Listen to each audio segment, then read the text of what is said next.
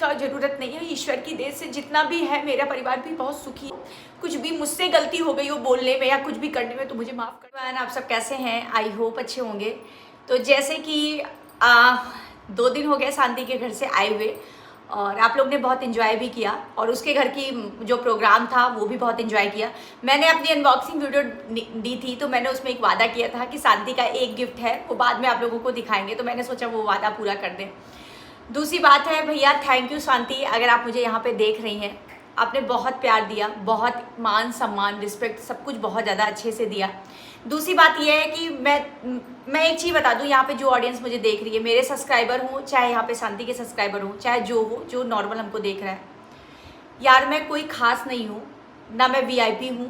अगर किसी की नज़र में मैं वीआईपी चली गई हूँ तो वो उसको लग रहा है कि मैं वीआईपी बनती हूँ या वीआईपी बनने की कोशिश करती हूँ। मैं एक बहुत साधारण सी हूँ।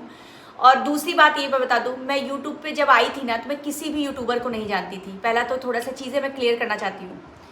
मेरा 12 लाख या 14 लाख सब्सक्राइबर तक मैं अपने 5 परिवार या मतलब मेरा 5 परिवार का सदस्य था। मेरी मम्मी, मेरे हस्बैंड, मेरे 2 बच्चे और मैं, उसी में मेरी ज़िंदगी चलती थी और उसी के इर्द गिर्द नाचती रहती थी। फिर धीरे धीरे मेरे यूट्यूबर से संपर्क हुए और धीरे धीरे मैं लोगों के घर जाना शुरू कर दी।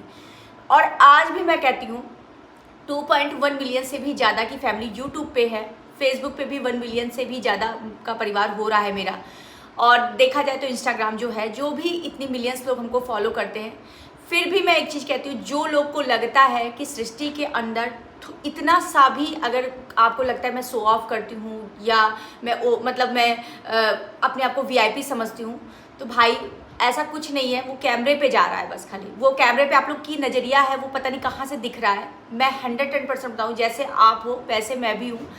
हो सकता है मैं इतना विचार करके इतना सोच के ना बोल पाती हूँ, इसलिए आप लोगों को। और कहते हैं ना कि कुछ लोग जो निगेटिव होते हैं ना, उनको हमेशा सामने वाले में निगेटिव ही चीज़ दिखती है।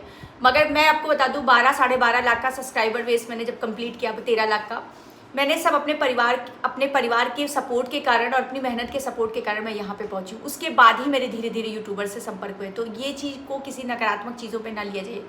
रही बात मेरा शांति के घर पहुँचना, मुझे जब शांति ने फ़ोन किया था तो पहले कहा कि दीदी आपको आना है, तो मेरा शांति का संबंध बहुत अच्छा था शुरू से ही, तो मैंने कहा हाँ बेटू मैं आऊँगी।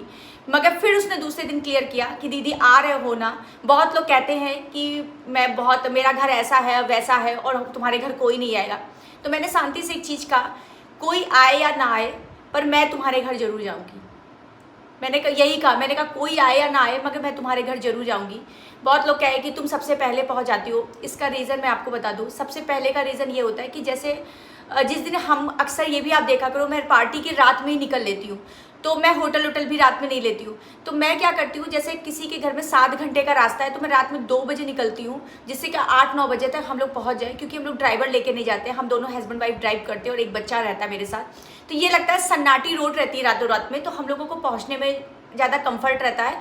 प्लस जो 8 घंटे का सफ़र होता है वो 7 घंटे 7.5 घंटे में निपट जाता है। उसके बाद हम सोचते हैं 7:30 मतलब वहाँ पे 10 बजे तक 12 बजे तक पहुँच जाएंगे, तो सामने वाले के घर में 7-8 घंटे का समय देंगे। इतनी दूर जा रहे हैं, अगर 8 घंटे भी उसके घर में नहीं रहते तो थोड़ा मतलब दोपहर में बोलेंगे बतियाएंगे। फिर शाम को पार्टी में इंसान बिजी हो जाता है। फिर रात में पार्टी के 12:30-11 बजे रात में बस हम लोग निकलने की कोशिश करते हैं, क्योंकि हम लोगों को वापस आने रहता है घर पर। तो इस वजह से सबसे पहले हम लोग वहाँ पर पहुँच जाते हैं। तो शायद इस चीज़ की गलतफहमी आप लोगों की दूर हो गई हुई। कैसे? क्योंकि मैं ट्रेन से नहीं जाती हूँ, मैं कोई ड्राइवर लेके नहीं जाती हूँ, या मेरा कोई और सुविधा नहीं रहता कि आगे पीछे जाऊँ। क्योंकि हम लोग का सेट रहता है कि हम लोग को गाड़ी चलानी है, और रात का एक्सप्रेस वे पे किसी भी आप गाड़ी चलाओगे तो आपको सन्नाटा मिलता है। तो आपको एक ट्रैफिक नहीं, एक्सप्रेस वे पर तो बाहर ट्रैफिक नहीं होती, पर किसी भी सिटी में ट्रैफिक नहीं होती है। तो ये हम लोगों को कम्फर्ट रहता है। उसमें भी लोग निगेटिव चीज़ें सोच लेते हैं, तो ये चीज़ रहता है। दूसरी बात, बहुत चीज़ों का भैया, आप कुछ लोग को कहते हैं शो ऑफ करते हो, क्या हद शो ऑफ दिख जाता है। हम तो एकदम नेचुरल से ही वीडियो शो करते हैं। एक चीज़ का बहुत ज़्यादा रिक्वेस्ट करेंगे, मैं शांति के घर जा कर के एक चीज़ बहुत ज़्यादा करीब से एनालाइज़ की हूँ, और जो शायद आप कैमरे पे नहीं देख पाते हैं। कुछ लोग होते हैं ना, वो केवल निगेटिव चीज़ ही देखना चाहते हैं, इसलिए वो ऐसा बोलते हैं। मैं उसके घर में गई, उसका जो घर है ना वो काफ़ी बड़ा है। मतलब आपको मैं बता दूँ, इतना बड़ा घर है कि जैसे हम आपको बताएं क्या होता है। आप लोग भी यहाँ पे जो गांव से होंगे, जैसे लगता है कुछ लोग लगता है हमेशा ऐसा कमेंट उसके चैनल पे जाके करते हैं जैसे लगता है कि बहुत वीआईपी घर से हैं या वो कभी ज़िंदगी में गांव नहीं देखे हैं। जैसे वो उसका गिरस्तियर घर है। गिरस्तियर घर का मतलब घर छोटा नहीं है शांति का। शांति का घर काफ़ी बड़ा है, बहुत स्पेस है, बहुत बड़ा है। मतलब उसके घर में एक किराए पे बैंक है, मतलब सब कुछ है। मगर बस ये ना, गृहस्थी घर क्या होता है, जैसे अब किसी के घर में राशन पानी हो रहा है, 2 ट्रक अनाज आया तो भैया वहाँ लगा दो, फरुआ वहाँ लगा दो। तो गृहस्थी के घर ऐसे होते हैं। बहुत लोग जो यहाँ पे कुछ लोग समझ रहे होंगे हमको, वो इसलिए लोगों को लगता है कि अरे तुम्हारा घर गंदा रहता है। अरे जब 4 ठो रूम होगा, शहर के 4 ठो रूम होते, 500 रूम होते, आदमी झाड़ू लगा के कहीं ना कहीं ठीक कर लेता है। दूसरा, अभी उसका घर बन रहा है तो वो मेंटेन नहीं है। जैसे हो सकता है ना, जैसे ये दीवार है तो इस दीवार प्लास्टर है तो ये अच्छा दिख रहा है, पेंटिंग हो गई है। पर अभी ये दीवार प्लास्टर ना होता, मैं यहाँ पे बैठ के वीडियो बनाती तो ये चाहे जितना अच्छा मतलब कमरा होता, पर वो आपको ना अच्छा लगता है। तो बस वो चीज़ है उसके घर में कि अभी उसका घर बन रहा है धीरे धीरे। जब वो बनेगा, पूरा कंप्लीट होगा तो वो अच्छा ही दिखने लगेगा। बस यही होता है ना, शुरुआत तो इंसान पहली सीढ़ी से करता है। तो उसकी जो सीढ़ियाँ हैं वो बीच में पहुंच चुकी है, बस लास्ट सीढ़ी में थोड़ा सा टाइम है, वो जब मेंटेन हो जाएगा तो अच्छा ही दिखेगा। तो ये चीज़ जो नकारात्मक बोलते हैं। दूसरा, मैं शांति के हस्बैंड के बारे में कुछ कहना चाहती हूँ। उनको, दोनों कपल को लेकर के लोग इतना निगेटिविटी फैला रखे हैं यार, बेमतलब का। पता है क्या होता है, जो भैया है, हम लोगों को -2% ऐसा नहीं लगा कि हम लोग की इज्जत नहीं की है। इतना ज़्यादा, मतलब मैं जब से गई हूँ भैया, पहली बार तो आपने मेरी ब्लॉग में देखा, शांति की ब्लॉग में आपने देखा था, वो मुझे स्वयं से फ़ोन किए थे इनवाइट कर, मतलब बुलाने के लिए कि आप आ जाइएगा। मैं जब उसके घर में लोकेशन मांगी, भैया ने सामने से बात किया। अगर वो ऐसे ही होते, वो सबको इग्नोर करते, तो वो मुझसे क्यों बात करते। हम लोग जब वो वहाँ पे पहुँचे, बाकायदा भैया हम लोगों को कंपनी दे रहे थे। वहाँ पे जितनी भी चीज़ें थी कि मतलब मेरे हस्बैंड को ले जाके, भाई साहब मेरे घर के पीछे मतलब सब, मतलब मंडी रखती है, यहाँ पे सब्जियाँ ताज़ी ताज़ी मिल जाती हैं। ऊपर अपना का फ्लोर दिखाना, क्या बन रहा है, खाना कैसा बना, मतलब जैसे छोला बन रहा है तो छोला का थोड़ा सा निकाल के लेके आना कि टेस्ट कराना। मंदिर गए, वहाँ से प्रसाद ला के खिलाना। जब आदमी अगर क्या बोलते हैं, अगर वो व्यवहारिक नहीं तो फिर वो मेरे से कैसे व्यवहार दिखा रहा है। तो इसका मतलब है ना, क्या होता है ना, कभी कभी ऐसा होता है कि सामने वाला कैमरा नहीं फेस कर पाता है, बस इसलिए उनको निगेटिव कमेंट इतना ज़्यादा करते हैं। और दोनों की अंडरस्टैंडिंग भी बहुत अच्छी है, मतलब भैया की और शांति की बहुत अच्छी अंडरस्टैंडिंग है। तो मगर मैं मतलब, अच्छा एक चीज़ और भी है कि जब मियाँ ही बीवी खुश है तो समाज क्यों बुरा कह रही है। आप ये चीज़ देखिए, यहाँ पे शांति का भी तो आप कॉम्प्लीमेंट दे सकते हो शांति को कि वो मतलब वो तो कभी कंप्लेन नहीं करने आती ना चैनल पे, कि कंप्लेन करने आती कि मेरे हस्बैंड ऐसा करते या मेरे हस्बैंड, वो जब दोनों रील में रहते हैं, और जब भैया जैसे कभी कभी सपोज करो वो नहीं बनवाना चाहते रील, तो शादी वो चुलबुली हो है ना, वो थोड़ा चुलबुली नेचर की है, तो वो ज़बरदस्ती पकड़ पकड़ रील बना रही है। तो वो उन लोग जब एंजॉय करें तो आप लोग भी एंजॉय करिए। तो यहाँ पे भैया का नेचर को मैं एक बार प्लीज़, मैं अपनी ऑडियंस से कह रही हूँ यार, अगर आप लोग मुझे प्यार करते होगे ना तो इस चीज़ को समझिएगा कि बस वो कैमरे पे वो ऐसा दिख रहे हैं, और वो भैया बहुत अच्छे नेचर के, बहुत डाउन टू अर्थ भी हैं, बहुत प्यारे हैं। उनकी दोनों बहनें गोलू और प्रियंका, मैं आपको बता दूँ, मतलब ऐसा मुझे लग रहा था जैसे मेरी सगी बहन हो। हकीकत, अब 5-5, 10-10 मिनट, दीदी ये चीज़ ले आए आपके खाने के लिए, दीदी वो चीज़ ले आए आपको खाने के लिए। मतलब अब बाद में हम आते समय मुझे गोलू ने ऐसे उठा लिया था गोदी में, कहे सृष्टि दीदी मैं आपके घर चलूँ, मैं आपके ही घर में रहूँगी।